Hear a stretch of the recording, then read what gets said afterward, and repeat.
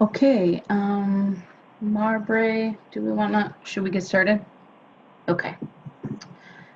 Hello, everyone. Welcome to the second installment of our summer series webinars entitled Buying Back the Block. I'm Amika Reali. I am the membership director here at Law for Black Lives. And I'm so excited that everyone decided to join us. I have a few slides to start, so let me just share my screen.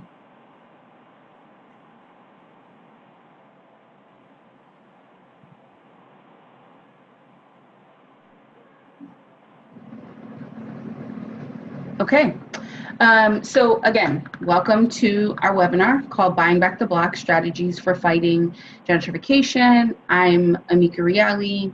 I am the membership director here at Law for Black Lives. We're, again, excited to have this conversation, excited that you all have decided to join us.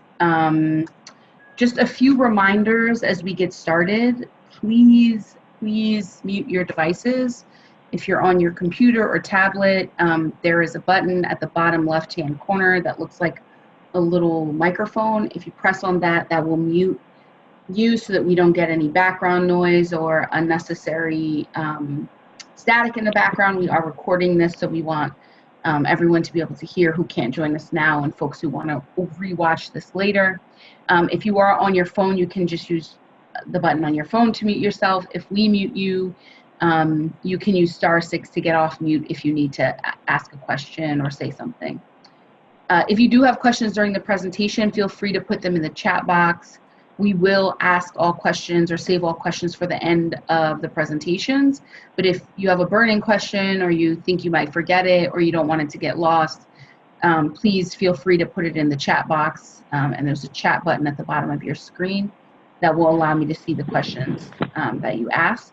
As I said, there will be a Q&A at the end, and this recording will be distributed via our newsletter and our website. If you are not on our list, you should join our list. You can go to our website, lawforblacklives.org, and sign up. There's a button there that says join our list. Please do that. You'll get updates. You'll get this webinar. You'll get newsletters. You'll get calls to action. It'll be great. A little bit about us. Some of you may be joining us for the first time, and you may not know a lot about us. So Law for Black Lives was founded in 2015 after the uprisings in Ferguson, Baltimore, and New York following the deaths of Michael Brown, Freddie Gray, and Eric Garner. Since then, we've grown to a little over 4,000 radical lawyers, legal workers, and law students who are trained in movement lawyering, committed to building the power of Black-led movements and community, committed to democratizing the law and transforming the field. If you want to know more about us, if you want to join us, if this is your first time, if you've been waiting, this time is now. These webinars are a regular part of what we do, so feel free to look at our website and look at our other webinars. And you can also find us on Facebook, Twitter, and Instagram at Law for Black Lives. So, give us a follow. Let us know how you like this webinar. Let us know how you like the content on our website and on our social media. And I just want to sort of give us the background on this webinar and how it came to be, and then introduce you to our incredible panelists.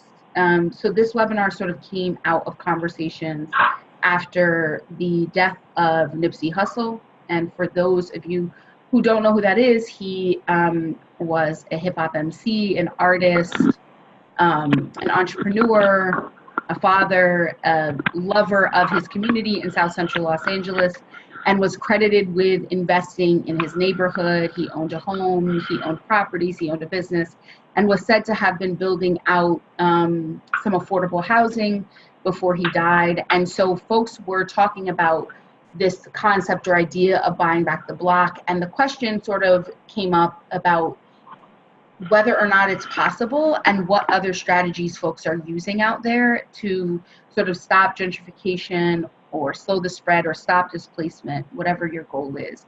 So today we really just want to talk about strategies that folks have been using, how they're using them, and some successes they may have had. And so our three panelists bring a lot of experience, a lot of expertise.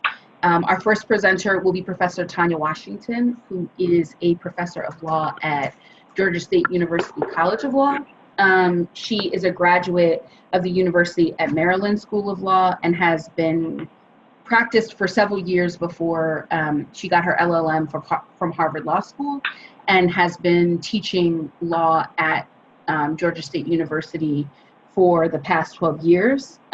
She has been teaching civil procedure, family law, education law, race in the law there, and her research and scholarship focus on issues related to educational equity, domestic relations, race, and children's constitutional rights. She's going to talk to us today about eminent domain and her own personal experience with her home being threatened by the city of Atlanta. So that should be a really interesting presentation. And then our second panelist will be Ari Teresa, who is a civil rights attorney focusing on zoning and administrative law. He's the principal partner at Stube Law, which is located in the Anacostia neighborhood of Southeast Washington, D.C., where he is a fourth-generation resident. And he graduated from Howard University School of Law. He's going to talk to us today a little bit about how he's been using zoning and administrative law in and around his neighborhood in Washington, D.C. to help stop or at least slow down gentrification.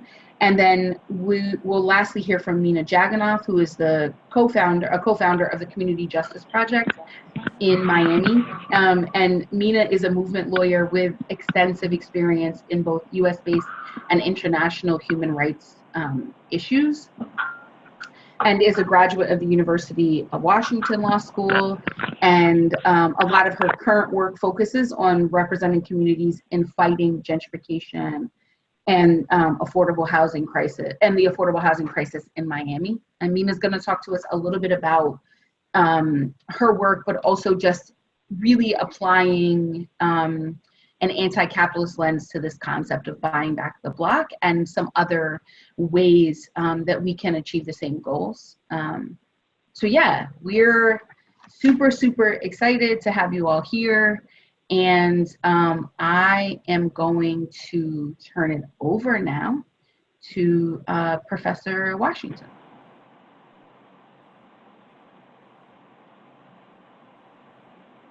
I'm going to share my screen. Okay, great. Can everybody see the screen? Mika, can you see it? Great. Awesome. Yeah. Thank you for that wonderful introduction. It's great to be here. I'm really looking forward to hearing more about the work that my co-panelists are doing, which I just find incredibly inspiring and timely. And I'm going to spend about 15 minutes talking about an experience which has kind of shaped and changed the trajectory of my work away from children's constitutional rights and family law and education law and affirmative action to gentrification and specifically eminent domain, which I characterize as one of the most aggressive and draconian tools in the gentrification toolbox. So I have been a resident of Atlanta since 2002. The last time I studied the concept of eminent domain was in 1995 when I was studying for the bar exam, and I learned the purposes of passing the bar. If it was on, if there was a question on the bar related to that issue, I never imagined in my wildest dreams that I would be living with this experience. I moved into, let me go to the next slide. I moved into Peoplestown, which is a historic Black neighborhood in Southeast Atlanta. It's been a place that has been the victim of a number of actions that resulted in the displacement of thousands of residents over the course of for 5 decades, including the Olympics, including stadiums and parking lots, and most recently has been the subject of an eminent domain lawsuit on my block involving myself and my neighbors.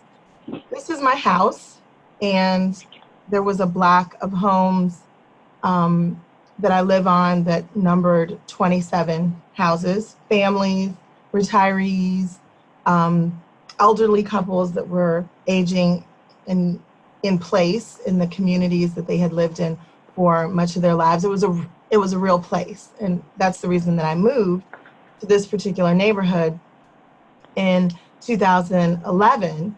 And I had a dog and a fence, and I was living the American dream until we learned that the city had plans to take the entire block of homes. So before I move to how they executed their plans, I do want to spend a little bit of time talking about eminent domain in Georgia. And I'm going to share these slides with Amika so that everybody who's here on the call and everybody who will be able to access the video will have access to this information. But eminent domain is a legal process. It's actually allowed for in the US Constitution and in most state constitutions. And there are different ways that it can manifest. In Georgia, and in my case, they used the declaration of taking method, which is the most aggressive way of taking someone's home. So when they filed suit against myself and my neighbors, they actually took our names off the deed to our property. They took legal title to our homes. And at that point, we were living in the homes, but we did not own the homes. That was October 2016. We still have to pay our mortgage because we owe a certain amount of money to the bank that financed the purchase of the home, but we have no legal title. Georgia actually has some progressive property owner protections that are spelled out in a bill of rights for property owners that prescribe certain procedural requirements for condemnors. Those are city or municipalities or private companies that are exercising eminent domain that they have to follow in order to protect against abusive and unlawful and predatory use of this really extraordinary executive power. Georgia also has the added protection against using eminent domain for economic development. So in other places where the justification that can underwrite the use of eminent domain could include like building a shopping mall, you can't do that in Georgia. It has to be for a public purpose. So that's to address flooding or stormwater sewage or transportation needs, utility lines, roads, those sorts of things. Georgia also has a 20-year statute of limitations that adds another layer of protection, such that once the condemnor sues property owners and takes their property by eminent domain, they have to use it for the stated purpose. So they can't sue and say we need it to build a sewage storage system that will remediate flooding and then use it to build condos, which is allowed in other states that have this kind of statute of limitation. When you are sued by the city for eminent domain, so I'm the defendant in this lawsuit, as are my neighbors, you get to challenge the taking, and you also get to challenge the amount that they've offered you in exchange for your home, which is just compensation. The city enjoys a presumption of public necessity, so they go into court with the advantage of having a presumptive justification, a valid justification for having taken the home, and there are really short timelines for responding. So they take your property, change the deed to reflect that they are now hold legal title, and you have 30 days to respond, but you may not be served until the 31st day or the 32nd day, right? But if you miss that deadline to respond to challenge the taking, you are precluded from challenging the taking, and the only thing you can do is challenge how much money they are offering you for your property. So most people are not in a position where they know this is coming and have the time, the resources to find an attorney, to file a challenge within the timeline and preserve the right to challenge the taking. There's also a very restrictive appeals process. So if I want to take the money that's been placed in escrow, right, when my home is taken, used to finance my litigation, I forego the right to litigate. So if I take any of the money and use it to hire an attorney or hire the experts that are necessary, then I forego the right to challenge the taking. So not only are there restrictive timelines, but there are also limits on accessing resources that one would need to challenge the taking. And attorneys and experts are expensive. It took me probably, because I knew this was coming, it took me 5 interviews with 5 different attorneys in order to secure one that would represent me, because all of the attorneys wanted to help me with the just compensation part of the lawsuit, but not with challenging the taking. And I needed an attorney that was going to help me fight for me and my neighbors to retain our homes. And now in Georgia, they've just changed the law, which is also allowed in a number of other states, where cities, municipalities, and states can use blight, which is a very kind of discretionary characterization of the condition of property, as a justification for eminent domain. And blight is relative to who's in the neighborhood and what they think appropriate standards for the maintenance of one's home should be. And so this is going to facilitate even greater use of this property tool. So that's kind of the legal framework that all of this, that this action by the city of Atlanta manifest within. And it's important to note that unless you are a law professor who's been teaching for 17 years and has access to resources and understands the law and teaches civil procedure, which is about litigation, these things are not going to be intuitive to you or readily accessible to you. So I had the advantage of all of that, and I was very privileged in that way. So there was flooding at Turner Field Stadium, which is down the street from my house. Turner Field is where the Braves, our baseball team, used to play. And the field would flood, and so did the surrounding neighborhoods, the stadium neighborhoods, of which Peoplestown is one.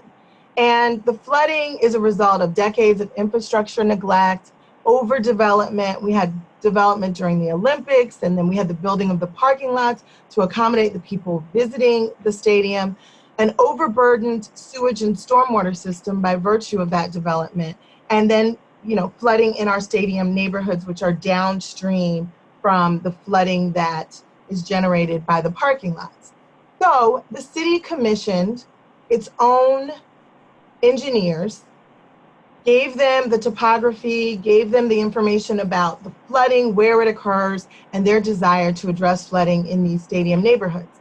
The city's commission plan, those engineers, came back with a plan to capture the water where it originates, which is in and around the stadium and the adjacent parking lots, right? So they had all of this information. And one of the reasons that the engineers suggested that they capture the water where it originates is also so that it could be repurposed, right? You can repurpose water that's on a parking lot. On our block, we have a combined stormwater sewage system. So our stormwater has sewage in it. When it overflows, we have poop in our stormwater drains, right? You can't repurpose that. So it makes engineering sense to put to address the problem where the flooding originates, and also it's more sustainable and environmentally sound practice to repurpose that water. But instead of taking their own engineers' advice, they decided to put the park and pond on a block of homes and to displace 27 families. I requested information explaining why they decided to disregard the commission plan, and I was told it just wasn't feasible, but no substantive justification was given to me as to why it was feasible to take people's homes by eminent domain, spend the money that would cost, demolish them, and build a park and pond when you could build one at Turner Field, given that the Braves had vacated the premises. So me and my neighbors decided that we were not going to leave. And these are pictures of me and some of my neighbors. The one I want to call everyone's attention to is the one that's Miss Maddie, who's in the center of the photograph, holding the Olympic torch, carried the Olympic torch in the Olympics. She is she's been an unofficial advisor to every mayor in the city of Atlanta, just a staunch community activist. And at this time, she was 93 years old and lived on the block. And the plan was to remove her along with the other residents. So we decided that we were going to fight this. As we were deciding to fight this, the city was tearing down homes. So of the 27 homes that were on the block, 22 were demolished by the city of Atlanta. I would go to work and come home and a house would be demolished. And it's incredibly destructive to watch perfectly habitable homes with families in them and people living in them just demolished to rubble. And it was, it was disorienting because now when you look at the block, it looks like no one was ever there. And you're disappearing communities and people and memories and experiences when you take a whole block of homes out of the heart of a historic Black neighborhood. So this is the view from my kitchen window when the house directly next door to me was demolished. And as you can see, it's, they've got the backhoe and there's brick and everything everywhere. And this they did 22 times in our neighborhood. So we were protesting and we were surrounded by community that was supportive of us, local and national organizations like the Housing Justice League and Georgia Stand Up, shared resources, shared strategies, and helped us to take advantage of the media and helped us to take advantage of the, are the slides changing? No, we can't see, we can only see the cover slide. Oh my gosh. Oh, this is awful. It's okay. You're changing them on your computer? I am, and I'm trying to figure out, please let me. Okay, can you see that one? Yes. Okay, great. All right. The power of protest and community, and I'll share all the other slides. I'm so sorry, I didn't realize that.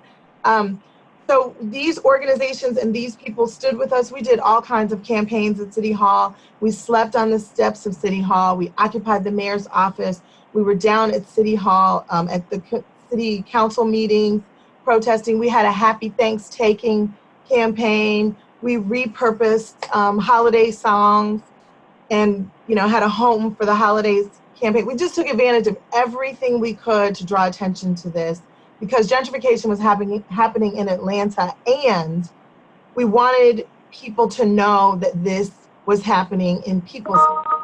One of the strategies that's used by cities to facilitate gentrification is people not knowing what's going on.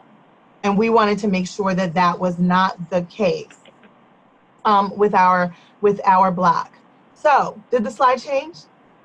Great, okay. So this is Mayor Kasim Reed. And in the midst of protests, in the midst of significant media coverage, he decided to make a game day decision to allow Miss Maddie to stay, which was wonderful. We were overjoyed. We were very happy that he was not going to displace this 93-year-old woman who was such a treasure, a legacy resident, and part of a legacy community. However, he did not extend that exemption to the rest of us. And he decided that the rest of us had to leave. So that was a problem. But it was a problem, it was a legal problem for him because eminent domain is about the public purpose. And if you need the whole block, you need the whole block, regardless of someone's status in the community.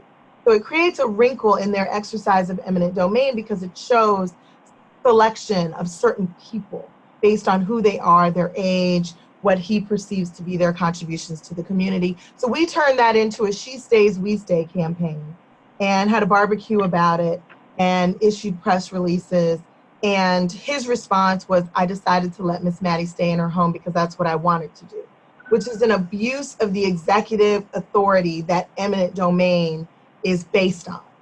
And so that gives us a ground for appeal when we get to that process. So because we refused to leave and refused to settle with the city and let them take our homes, we were sued. So that's how I want people to know that's how eminent domain works. You are sued, you are the defendant, and then you are in the defensive posture of challenging the taking. Because we stayed in the lawsuit, 2 years into the lawsuit, we discovered, did the slide change, Amika? Okay, great. We discovered that one of the city's engineer, who was the project manager for the proposed park and pond, had written an email that said the city doesn't have the technical data to support the proposed acquisition and the proposed project underway. And I'm holding the email with my neighbors, the Dardens. I should never see this when you're taking people's homes. And this was written in 2013 before they started demolishing homes. We also discovered that this same engineer was fired without cause after she started asking questions about this public necessity, because all of her questions went to the heart of the legal justification for using eminent domain, necessity. And they fired her, and then within a month, they passed the ordinance authorizing the use of eminent domain. So we found the evidence. It has yet to make a difference. We are hoping that at some point when we get to the appellate process, we will be able to put before the appellate court all of these facts that show that the city's use of eminent domain is abusive. And the 6-year fight continues. Meanwhile, Atlanta is ranked the 4th fastest gentrifying city. That was just a couple days ago, a statistic that was released just a couple of days ago. And Atlanta is ranked 1st for income inequality in the United States. That was in 2018. So all of that is happening against this backdrop of rapid and accelerated gentrification in Atlanta. So my question is, what will Atlanta Mayor Keisha Lance Bottoms do about widespread displacement and predatory use of property law in the Black Mecca? Atlanta has this civic identity that's related to Dr. King's birthplace and being a Black Mecca, but this is happening in the Black Mecca to Black people who are being displaced and put out of the city of Atlanta. I am really trying to figure out at this point with this experience what I can do to position people who are going to experience this more frequently across the United States to position themselves offensively instead of defensively, to be armed with the information that I have garnered as a result of this experience. And I also want people to become more aware of the fact that gentrification includes eminent domain, and that particular tool is going to be used as cities address a crumbling infrastructure which provides a built-in public necessity justification. And the selection bias is poor, Black and brown, and working class neighborhoods. So I look forward to your questions. I apologize that you weren't able to see my slides earlier, but I will definitely share those so that you'll have a chance to peruse them. But thank you. Thank you so much, Professor Washington. That was so enlightening. Now we are going to turn it over to Ari Teresa to give us his presentation. Hi, thank you, Professor Washington, for that. That was really enlightening. Listening to you describe your situation, it reminds me a lot of what we go through here. As attorneys, we practice the law a lot of the times, and we expect laws to be followed, but you know, we realize that there's a difference between policy and, you know, theory and how things actually play out in the real world. And that's where attorneys like us come in to kind of enforce how things should be operating. And on that note, I'm an attorney in DC. I'm a zoning attorney and an administrative law attorney. And I would say that the reason why zoning is relevant to gentrification is One second, Ari. If you are on the phone, can you please mute yourself? Just so that we can hear the presenters. Thank you. Thanks. I would say that there are a couple theories about development. One is supply side development, where, you know, if you build more, no matter what type of housing it is, whether it's affordable or 2-bedroom or 3-bedroom or 1-bedroom or studio, the more you build, the cheaper prices will become, because you're providing more supply, and so the demand will go down, which will reduce prices. And so that's one theory about development. And the other theory about development, which I believe in, what I have observed in Washington, D.C., which is, I think, the most gentrifying city in the country. One of the things that I've observed here is that when you upzone an area, so when a developer takes a piece of land where you can only build 2 stories, and they seek permissions to build 10 stories through the zoning process, so they can do whatever they, you know, build luxury housing or a bunch of studios or whatever they're going to build, that actually increases the value of the land, because the land becomes more, because there's more things that can be done with the land. So if you only have 2 stories on the land, that's not going to be as valuable to an investor or to anybody who's going to be owning that land as something where you can build 10 stories. And so the theory around that is the prices respond to that, the shift in zoning, the surrounding areas' prices respond more quickly to the upzoning and the increased prices of the upzoned area than it does to any production of housing, which will occur, which sometimes is years off, because just because you have the approval to build something and you know that that's coming, you know, that's not going to have any impact on supply until it's actually built. And so that theory is that, you know, when you upzone areas, when you begin to change the zoning to build more, that at least in the short term, it increases prices of the surrounding area and it leads to displacement for the neighborhoods surrounding the area. And that's what I observed. That's what I believe.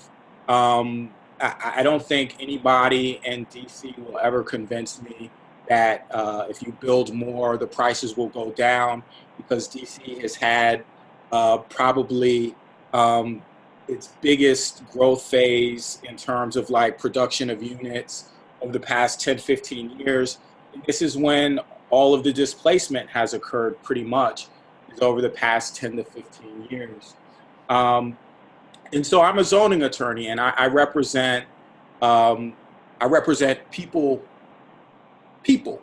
There are a lot of zoning attorneys. Most zoning attorneys represent developers, or they represent the government.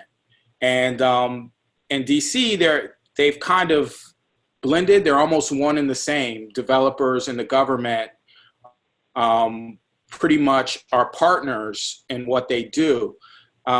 And there's not many people who represent residents at the Zoning Commission. And I represent residents and just your average neighborhood. And so when a developer comes in and they say, hey, we want to build a 10-story market rate studio complex here in the middle of your single family home neighborhood or in the middle of your affordable neighborhood, people push back in DC because they understand what that means.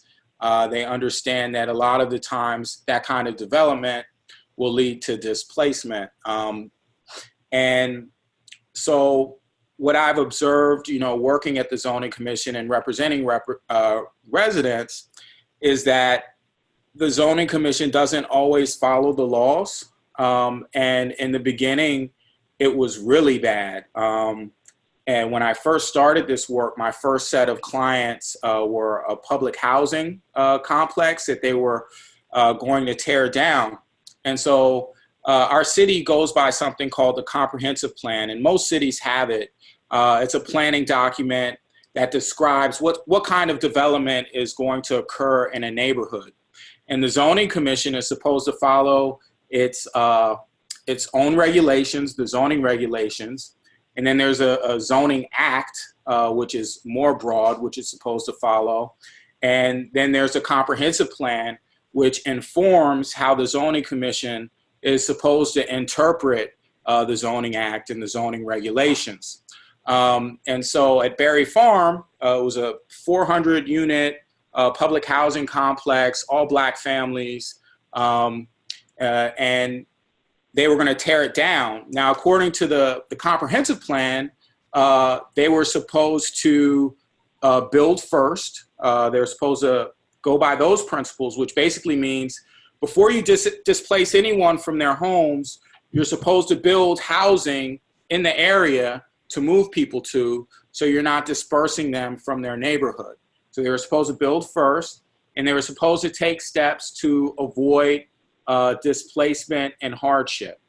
Now, when the people argued this at the Zoning Commission, not only were they denied party status, which is something that's fundamental at the agency level, they were told that a lot of people cared about the destruction of Berry Farm, and therefore they were not uniquely impacted.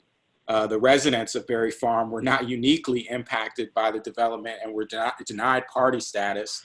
And they also were told that that relocation and displacement, all of these things was outside of the Zoning Commission's purview, even though it was clearly stated in the comprehensive plan.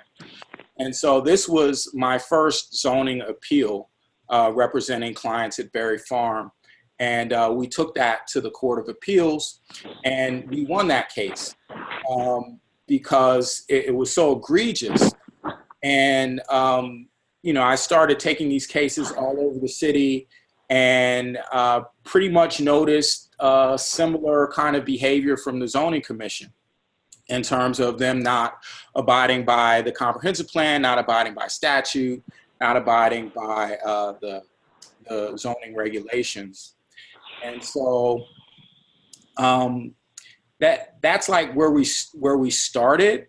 And I think that, like, as we've done this, it's kind of created a situation for developers where building is uncertain now, because if you come into it with a 1 or 2 year timeline or 3 year timeline, and you don't know if your case is going to be overturned, like they've been working on Berry Farm since 2014.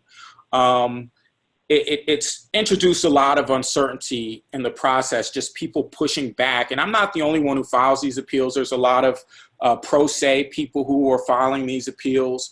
And just the act of filing these appeals has introduced a lot of uncertainty and has actually created leverage for residents, whereby the Zoning Commission now has incentive to follow the statutes. So their cases are not so easily appealable, whereby, some of the concessions that residents may want in terms of affordability, in terms of just different things in the building, they're able to get just to avoid this delay, whether the case is successful or not, but just to avoid, this kind of interference in their timelines.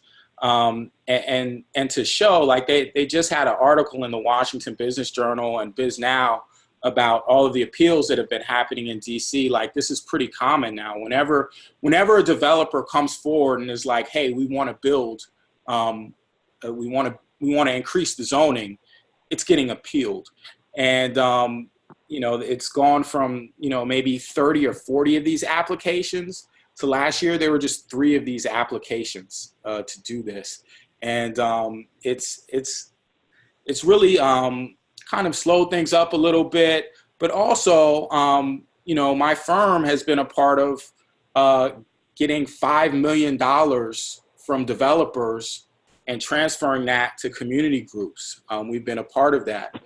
We've had different settlements with developers to get affordability, to get resources for the community, to get jobs programs. We've exerted leverage to get contracts for local contractors so they can be a part of developing the building. So I view all of this almost in 2 or 3 ways. One way is that it creates incentive for the zoning commission to follow its job and to follow what it's supposed to be doing. And for developers, it creates incentive for them to listen to the community and to do some of the things that we're requesting. And then it also allows residents to be a part of what's happening. So things aren't necessarily just being done to them now. There's people who listen to them and actually care about their opinions about, you know, how the development should be, and not just, you know, non-substantive things, because traditionally the way it would be is they'll listen to how, you know, the community's opinion about how the building looked. But now, you know, they care about, you know, who they're employing there after the building gets built, you know, who's going to get the contracts, and, you know, whatever, just different things that are beneficial to communities. And so doing that also led to a lawsuit that I filed in U.S. District Court a year ago, alleging patterns and practices of discrimination at the Zoning Commission due to them not following the regulations and the zoning statutes and the comprehensive plan repeatedly when there were Black residents who appeared before them. We linked it to some policy documents where DC was pretty bold and stated outright that they had intentions of transforming DC into a world-class city, and that the way that they would do it was by attracting millennials and people who are within certain professions. Now, DC does not have the 14th Amendment because it's not a state, but DC does have a pretty robust Human Rights Act, which includes age discrimination and also source of income discrimination. So it's not necessarily how much you make that, I mean, you can discriminate based on how much people make, but in DC you can't discriminate based on someone's profession. And you know, the Office of Planning released policy documents that stated that they wanted to create housing opportunities for people who were within a certain age and for people who were classified as creatives. And so basically creatives are anybody who's not working class or service class. If you're not working or service class, odds are you're creative. And so those kinds of policies are discriminatory. And when you create housing policy to attract those groups, and you publish documents that specify a preference for those groups, you violate the Fair Housing Act, you violate the DC Human Rights Act. And so these are all things that we alleged in our complaint last year. Filed a couple motions to dismiss, I guess back in August or September of last year, and it was referred to a magistrate for a report and recommendation. And we're still waiting for a response from the court, in which case we'll get another chance to brief the case and state whether or not we agree with the magistrate's findings. and then it'll all go back to the regular judge, the Article 3 judge, and he'll make a ruling on the motions to dismiss. And so it was reported to a magistrate, I guess, back in December, but we're still waiting to see what happens with that. But I guess I just want to emphasize that that policy is one thing, and that DC on its face has a lot of good policies, but if they're not being followed, or there's some sort of agenda that goes on behind the scenes, where there's incentive to not follow these regulations or policies, then that can cause big problems. And that's what attorneys are for. That's how I view attorneys, is to be able to stand in the gap for when that kind of thing happens. And I believe that zoning is a powerful tool, because a lot of what happens with development and gentrification begins at the zoning commission, begins with changing how land is going to be used and who the land is going to benefit, and how those changes are going to hurt people and harm people. That stuff has to be argued, and it has to be accounted for. And so that's pretty much it. That's been my practice here for the past 5 years. And if anybody has any questions, I'd be glad to answer them. And also, rest in peace to Nipsey Hussle. He was an inspiration, definitely.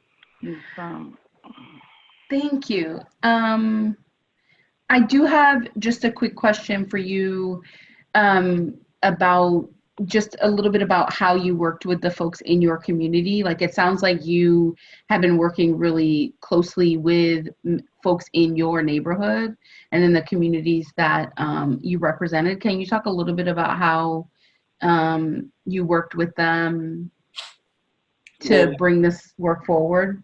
Absolutely. I live in Anacostia, and so, the people in Berry Farm, while not my direct neighbors, they're like right up the street. And so I knew people there, represented them. One of the groups that I work with, current area residents east of the river, a lot of these people are people I know and trust. So when we get these settlements from developers, they have bylaws, things that they're doing with the money. They want to invest in land.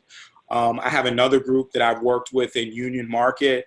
They've been using the money that they've got to help people exercise their TOPA rights, Tenants Opportunity to Purchase Act. So when a developer comes in and wants to take a building and redevelop it and change it and like push people out, in DC, tenants have the opportunity to buy it first before a developer can. But what ends up happening is they have a hard time getting funding for it. So, they have to put down a down payment. That down payment could be $100,000. And so, once you get the down payment, that buys you some time to find a developer who's willing to work with you, to find a nonprofit developer who's willing to buy the building and keep those tenants there. And even maybe give them like ownership opportunities. So I'm working with a group in Union Market that has used its settlements, and they've like helped tenants purchase their buildings 4 times, which is, which rivals like, I think DC's activity in that, because, DC, their agency actually has the ability to give out money to help do this, but it's something that they don't do. So I think that, and we're growing, like in terms of like what the groups are growing in terms of what their agendas are and what they learn about and how they spend their resources. But I feel like a lot of creative things can be done with that. It's just that people have to get plugged in, and there has to be some cross, like I don't know, like some communication between people who are in the know about this stuff. But yeah, I pretty much work with people I know. I get a lot of inquiries. In DC, there are not many people doing this area of law. Thank you so much. That was fascinating. I appreciate you sort of covering the breadth of your work. And now I will turn it over to Mina to bring us home. Yeah, thanks so much, Amika and Love for Black Lives for inviting me. And so awesome to see a bunch of folks' names and faces that I know. And thank you, of course, to my fellow panelists. It's so interesting because there's so many things that resonate from, or what you all said to hear. But I guess that's nothing. It's not a big surprise given that we share, a racist history in this country. And our governments are all too often too ready to cave into private interests, and that's no different here in Miami. In fact, actually, the person who coined that whole creative class term has fled to Miami and is somehow trying to atone for all the havoc I think that he created through that, Richard Florida. So I guess we're next. So actually, a lot of what Ari talked about is some of the stuff that I was going to talk about. At Community Justice Project, we work with a lot of different kinds of organizations on a range of human rights and racial justice issues, and housing has always been sort of a very important sort of mainstay in my organization. But until very recently, much of our work was in the sort of landlord-tenant, public housing, mobile home park area. And, none of us were really versed in or even saw ourselves ever entering the field of zoning and land use. And then, as we saw, huge mega developments, billion-dollar developments starting to be proposed in historically Black and immigrant communities, which were communities that were created because they were segregated into those areas during the period of Jim Crow, while the more affluent, like white folks, were able to take up the sort of choice parts of the city, like the beach and other waterfront property. It made it clear that we needed to be operating also in the field of zoning and land use if we really wanted to fight for the future of these communities' ability to remain in the city and be seen as a part of the city. And so it's interesting because many of the things that Ari had mentioned I think are also true here, which is that there's always like this like sort of categorical development of housing in particular is always seen as like categorically good, because as you add to the supply, somehow there's this argument that's put forward that that's going to reduce the cost of housing. But in Miami in particular, but I'm sure other cities are also plagued by this, most of the housing that's being created is unaffordable to the people who live here, and much of it is constructed with the intention of selling it to foreign buyers. And here our market is a lot of South America and more increasingly people from China and other places where people want to invest in Miami to sort of park their money. And the other thing that we've been seeing also with respect to zoning is that actually the whole process of upzoning, it seems to be sort of something that's been turbocharging speculation. And what we found in being a part of various zoning fights here is that people will tell you, like urban planners and other folks who are kind of in the know will say, well, that landowner probably, as soon as they get the zoning, they're going to sell it to the next buyer for somebody else to develop. And that automatically pushes up the price for everybody, because those, in order for that new developer to get a return on their investment, they have to set rents and stuff that much higher. So we've been finding that just as Ari said too, as a big swath of land is slated to be rezoned, there there's a, you know, even before anything is built, or even sometimes before the project is approved, it already is, you know, making appearances in realtors listings and stuff like that as, you know, sort of selling points for properties in the neighborhood that folks want to invest in. And what's so interesting is that the realtors are not saying, you know, here's a great home for you to live in and a great neighborhood for you to live in, but they're saying it's a great investment opportunity because this development is coming down the road, you know, in a few years. And so it's clear too that they're not even seeing these neighborhoods that, you know, we've loved and that the residents have, you know, fought hard to build and create into a community. They're not even being accorded the respect of, you know, being like a neighborhood in which people would like to live. It's just a place for folks to, you know, get more money.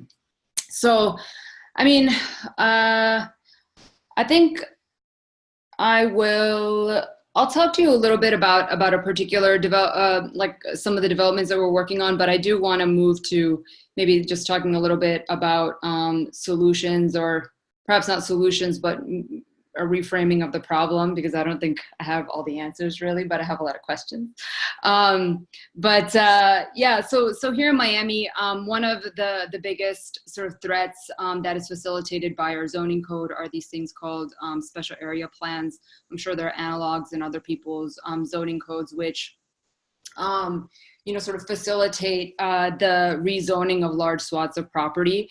And, you know, the sort of stated reason for this is that it facilitates like mixed use development, and it, you know, makes the administrative process less cumbersome for a developer to be able to kind of rezone a number of properties in one shot.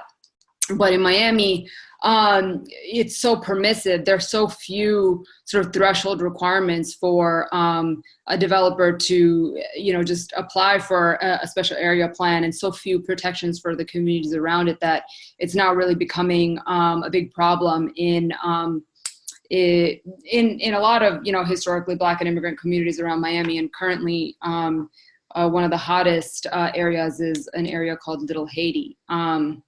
And basically all you need is 9 contiguous acres of land. Sometimes you don't even need 9.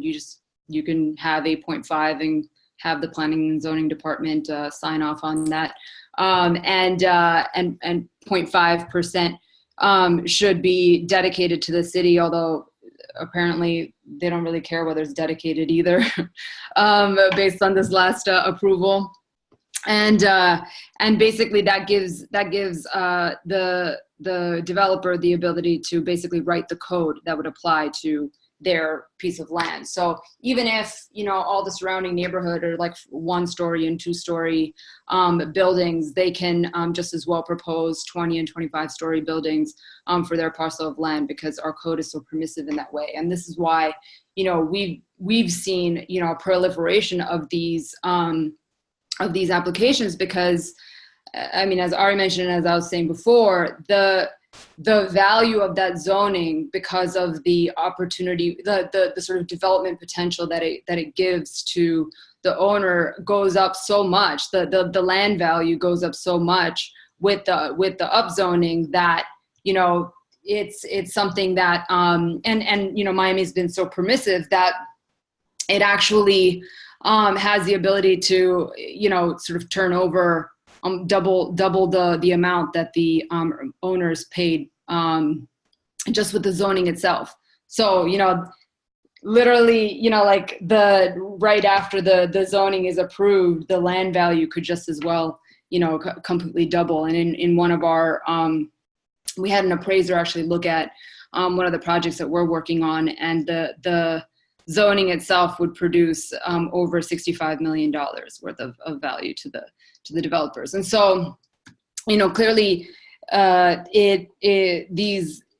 this mechanism is something that many communities are worried about, because originally when they were first being proposed, they were being proposed kind of in the urban core where there were a lot of tall buildings. And now, like, as land close to the downtown is more expensive, they're starting to look at, you know, these other communities. And, you know, people talk about it as like colonization, and it actually, I mean, it feels that way, you know, like it feels like, it's like, well, you know, you all are like, look at what you did with this land. It's blighted. It's, you know, it's underutilized. It's abandoned. And, you know, now we must come in order to revitalize it and bring new, you know, energy to the area, as though, you know, the people who have been trying so hard over the years to really make it into a community have, you know, have nothing to offer, you know.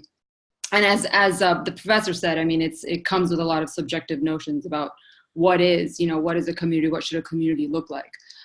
And, you know, in Miami in particular, there's this additional dimension which I know that other communities are going to increasingly have to look at, which is this concept of climate gentrification. And as I said earlier, in Miami, much of the waterfront was kind of given to like more affluent white folks, and the inland, the sort of land inland was the land onto which, you know, Black folks were forced to live. They weren't allowed to live on the beach during the period of Jim Crow, and little, you know, did they know, or did we know until like more recently, that actually that property is the highest, you know, sitting on the highest elevated land in Miami. And so as, you know, the threats of sea level rise increase, and as people start getting worried about the viability of their investments on the waterfront, they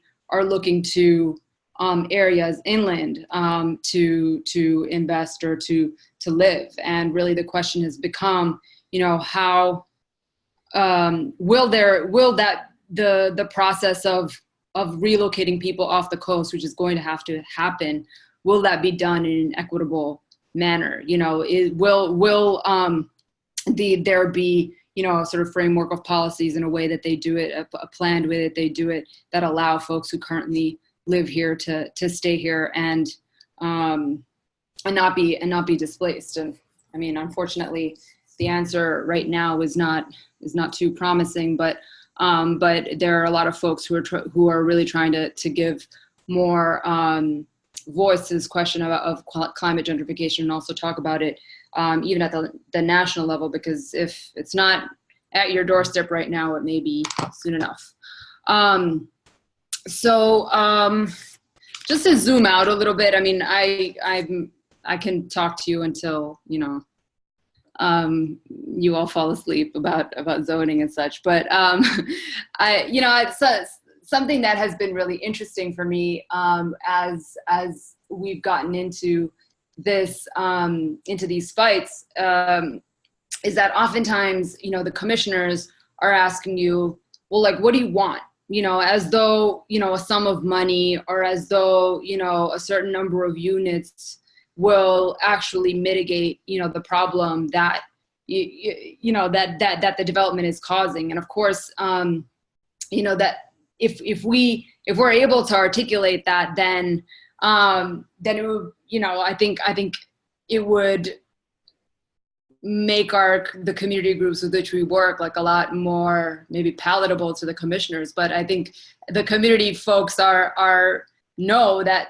you know, the moment they put a number on, you know, the cost of displacing a whole community, the moment, you know, you sort of get into this way of saying like, well, so long as you offer like XYZ benefits, like you can build whatever you want, and before you know it, the community's gone. And so the folks that we've been working with in Little Haiti have been resisting, and it's a very exhausting fight, because, you know, the forces of capitalism, you know, the forces that you know, drive our society are not on our side, you know, and the actual, you know, the arguments that we're giving are ones that, you know, force us to reckon with history. It forces us to reckon with, you know, the extent to which our housing market is broken. It forces us to reckon with the fact that the root of the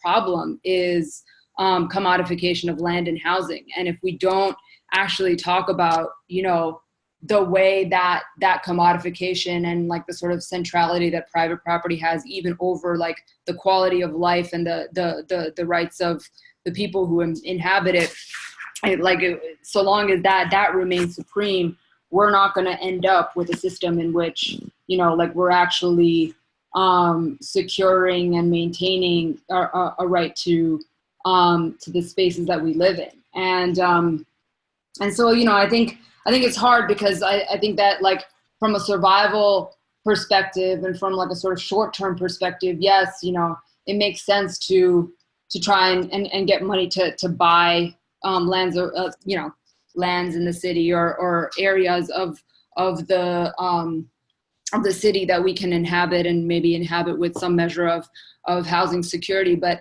at the same time, I guess the question that I'm asking is, you know, how is this actually challenging the system that's producing these injustices in the first place? And, you know, I think,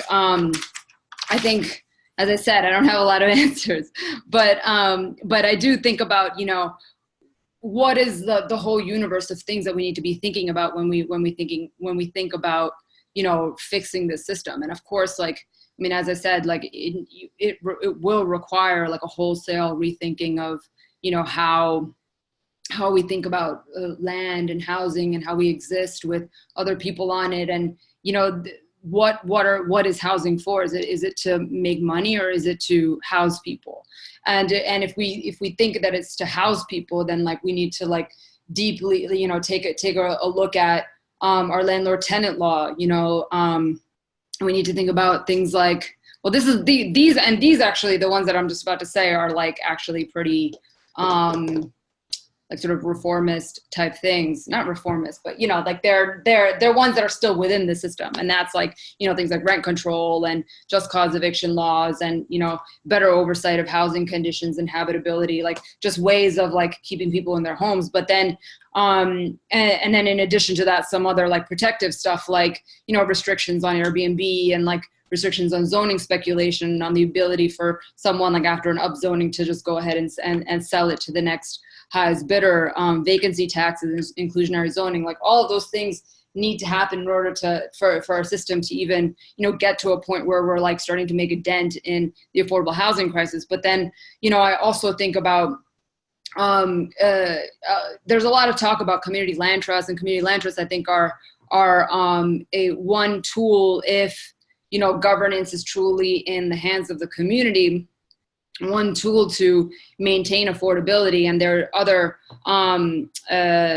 you know, mechanisms that I think around the country have been, you know, different communities are experimenting with this idea of, you know, how does the community control the land? And then by community controlling the land, how does it help maintain affordability? So it's not just buying the block, but it's also structuring the block so that the ownership is it's not about, you know, like equity, but it's about maintaining affordability so that people can stay in those homes. And you know, I think also there's just a lot of stuff like at the international level, which is really amazing, that I think can help at least like, you know, pique our interest or our imagination around like what is possible. In Puerto Rico, there's an amazing community land trust called Caño Martín Peña and other stuff. Like there's this other, I met these young activists from a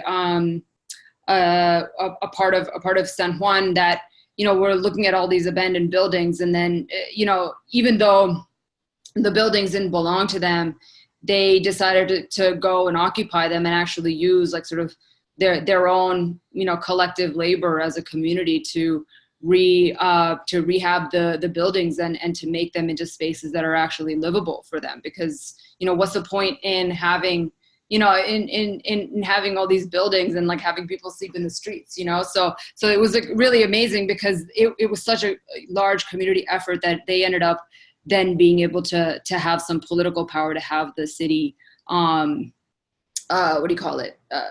Flip ownership over to them after they rehabbed the buildings. And there's the social housing in Uruguay. It's called FUPVAM, which is really interesting.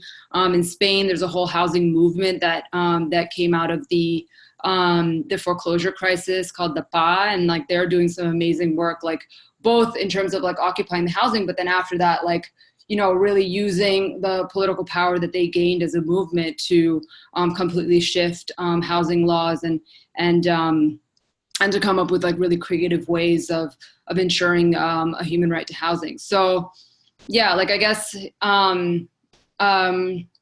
as I said, I don't know exactly what the solution is going to be for your particular community, but I think that if we're going to truly address this issue, we have to think big, we have to think creatively, we have to think about the root causes, and really work with each other to figure out how do we come up with something that truly respects the dignity of all the people that we have, as well as the environment.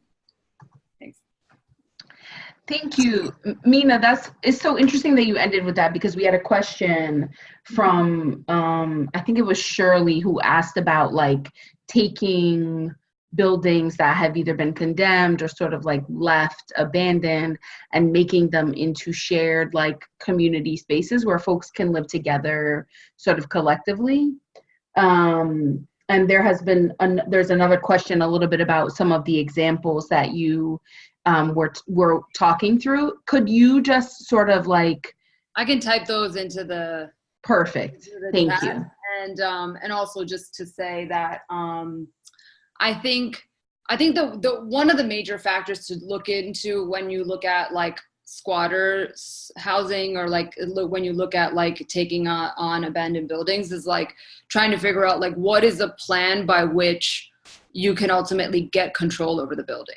Mm-hmm. So in some cases it's like, the conditions are so bad, and like, the landlord may go into bankruptcy, and then, the tenants, because of all the damages that they suffered from living in a shitty building, a bad building.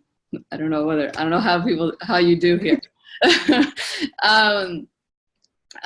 They can possibly enter into the bankruptcy proceedings and get control of the land. So there's a lot of different ways, and I think part of it is again like being creative and also thinking about the extent to which you have the political power to get the local authorities to possibly transfer ownership. Thanks, Mina. That was amazing. And so as you can see, I've just sort of like transitioned into questions because we have a lot of questions from folks. There was one interesting question that someone posed about sort of like approaching these issues of gentrification and displacement from the lens of someone who's really interested in policing and the criminal justice system, and was wondering how, like if anyone had insights on how policing has sort of like changed or does change when a community is gentrifying or folks are being displaced. And any of the three panelists are welcome to. Well, I want to say something about Nextdoor. Are people familiar with Nextdoor? I'm not on it because people were saying in my neighborhood who wanted a park and pond were saying really mean things about me not moving, and it hurt my feelings. So I just got off the platform. But they're using it as a tracking device. So people will move into the neighborhood and they're tracking young people and groups of young people.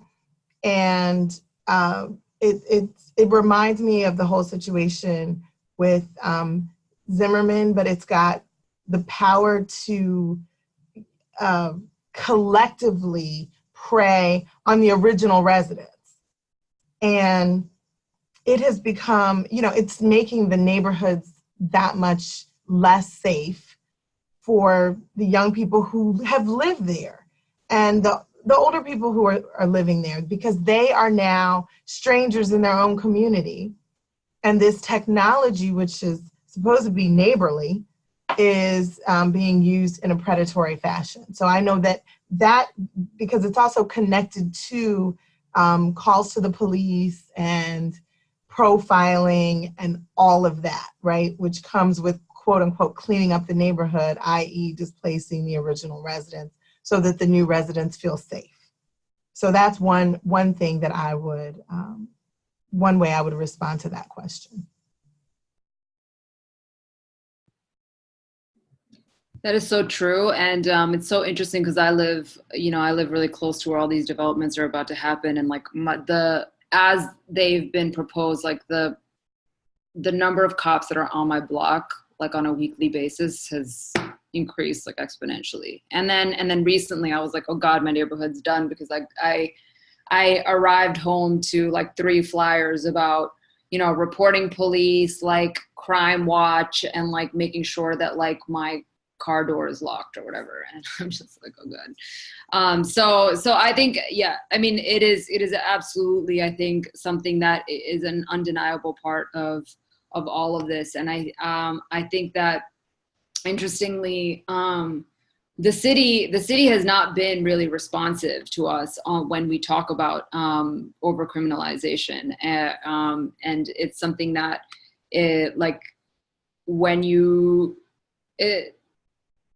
we've found that in fact, even the hearings at which we're resisting these developments are becoming increasingly militarized. So it's, yeah. I don't know that I have a solution, but I think it's something that I think there needs to be more movement on. It certainly speaks, I think, to like the need to, when you're organizing and you're doing legal work around gentrification and displacement, to be in connection or in relationship with folks who keep an eye, like who advocate for abolition and who want to see alternative solutions to police presence in their neighborhood. I think it is an interesting way to sort of like couple strategies and build power across sort of like issues, I guess. We have a very technical question about the Tenants Opportunity to Purchase Act in DC. And the question is really like, are these acts pretty commonly found in other places, or is this a specific thing to DC? I couldn't say. I know that they exist in other jurisdictions. I don't know how common it is. Okay. Tanya or Mina, do you have any experience with that in Miami or in Atlanta? We don't have that kind of law. I wrote it down to check. I would bet a lot of money that Atlanta does not have that. Okay. But it's something we can propose. But actually, one thing that we did, there was a development that was coming up that was actually going to be displacing the people who were in that same on that land, and one of the demands was to ask the developer to give them a first right of refusal at a lower rate.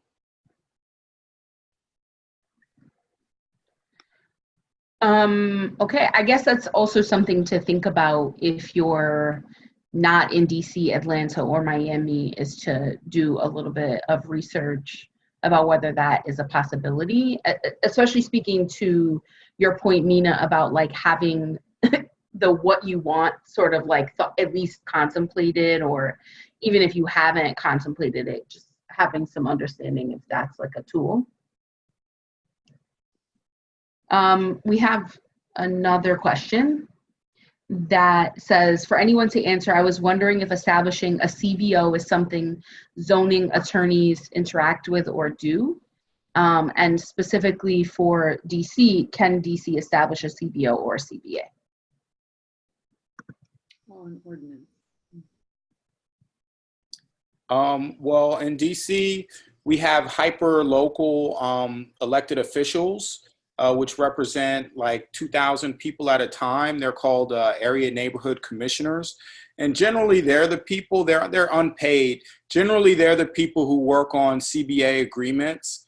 If it involves like a sum of money, if the development involves a sum of money that they're getting from the city, then maybe like it would go up to like the next highest official and the councilman, and they would be negotiating the CBA. And as a zoning attorney, like I've worked on them, I've like advised ANCs and the councilmen, and also I've worked on, well, I guess they wouldn't be technically community benefits agreements. Any settlement that I work out with the community organizations that I work with, that would just be considered a settlement and not a CBA. Can either you or Mina briefly just tell the webinar community what a CBA is, just for folks who don't know? Go ahead, Ari. Oh, well, a CBA is a community benefits agreement. I've never heard of a CBO, but a community benefits agreement is just something where the community puts forward a list of asks in exchange for their support of the project, or an agreement not to oppose the project, or even like to get some of these upzonings. A lot of the requirements is that it will provide a benefit to the community, that the benefits outweigh the harms, and so the developer will put together a CBA and go to the zoning commission with these and state that, hey, we're offering all of this, so these are the benefits. Whatever harms comes about through this project are outweighed by the benefits. So, allow this to go forward. But yeah, you have to be careful with those. Sometimes they're unenforceable. I mean, it's really good to have an attorney's eye on them. I think the other thing too about community benefits agreements, I mean, there are some places where the community group may get written into the CBA, so that like it's not just the city that has the ability to enforce it, but they're also given enforcement power. But it's not common, but it's preferred, I guess. But what's interesting actually, I think, is that the community benefits agreement is more about the process in a lot of ways than the product often. I mean, the product is important, but I think, having been a part of some of these fights thus far, I mean, it just has the ability to really create a lot of division in a community. And sometimes by the end of that process, like, the community may be less strong than it was to begin with, because perhaps the negotiations did not take place in a transparent manner. Perhaps they didn't take place in a manner in which, the folks who were negotiating felt accountable to all the people. And so, the LA Staples Center agreement, I think, is one example of, an effort to really try to create a transparent process where the people who were negotiating with the developers were actually, selected by a whole group of groups, and there would be like moments where they would caucus with the larger group in order to get agreement or buy-in on whatever was being negotiated. So that, to me, I think is sort of a really important foundational principle for CBAs. But it's always like super messy, like when you're in the sort of throes of a campaign. And in terms of CBOs, which I think are community benefit ordinances, like we're on the fence about this, because I think on one hand, like, they could be helpful in terms of like setting forth, if the government's on board, like with setting forth some like minimum things. But I think we also don't want to like, just have the developer give the minimum thing and then, sort of take away the whole process of negotiation from communities and like their ability to maybe get more than what is in the community benefit ordinance. And so I think, as I said, I think we're on the fence about this. Some jurisdictions have tried it. I think another thing that we are interested in doing is possibly putting out some like, sort of sample development agreements that include, provisions in the development agreement that are protective of the community, that includes some types of enforcement provisions, so that like, let's say you're asking for like a certain percentage of affordable housing units, that there's actually some mechanism by which we can hold the developer accountable for providing those. And our people from our stadium communities created a coalition when the Braves moved out of that stadium and there was, the city was selling that property. And so the request, they had put a lot of time and energy into creating, and they used the Staples Center agreement as one of the models. They had requests around housing and employment and access to healthy foods and just a lot of things that responded to community needs. And they went to the city before the sale of Turner Field and said, could you include this community benefits agreement as part of the RFP, right? The request for proposal that you're sending out to everyone who's going to bid, so that only those developers that are interested in doing work that is going to serve the community will bid. And of course, the response was no. It's, they cited exigency. We've got to do this right now. We've got a seller and they're interested. We need to, put the bid out there. And then at that point, as Ari said, it becomes suggestive and not enforceable. It's like something you could do, but you don't have to do it.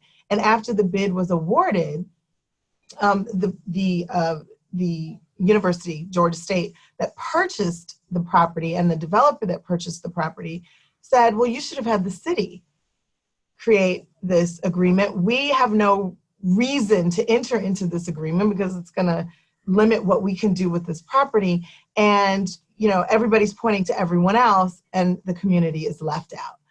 But our community took over that space even after the sale. They had tent city for 64 days and they occupied that space.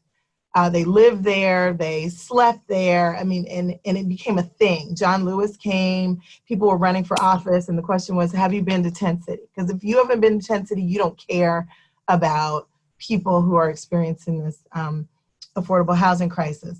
And so I think that there's opportunity there to raise the issue and to create collective community action, even if it's not necessarily going to ultimately result in a signed and enforceable agreement. As a lawyer, if it's not enforceable, it's not worth the paper that it's written on as a contract. It may serve some other purposes, but we should be clear about that. And people make all kinds of promises. And then they're like, yeah, we wanted to do that, but we ran out of money. Or we wanted to do that, but our financiers won't agree to that. So getting it on the front end, where it's part of the proposal, is what is going to make it the most useful for the community. I wish that we could keep going with this conversation. I feel like it's just getting started, and there are a few more questions that we didn't get to. If you all wouldn't mind, I will email the remainder of the questions. If you want to answer, feel free. Also, we'll include the presenters' information so that you all can contact them.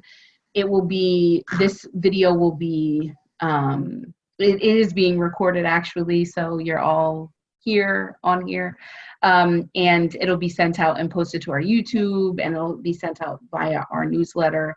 So you'll be able to access it again. If you, for some reason, can't remember someone's, email or anything, feel free to reach out to me, and I can connect you. But I wanted to say thank you to everyone for joining us, and thank you so much to Tanya and Ari and Nina for blessing us with all your brilliance this evening, and I hope everyone has a good night. Good night. Bye, everyone.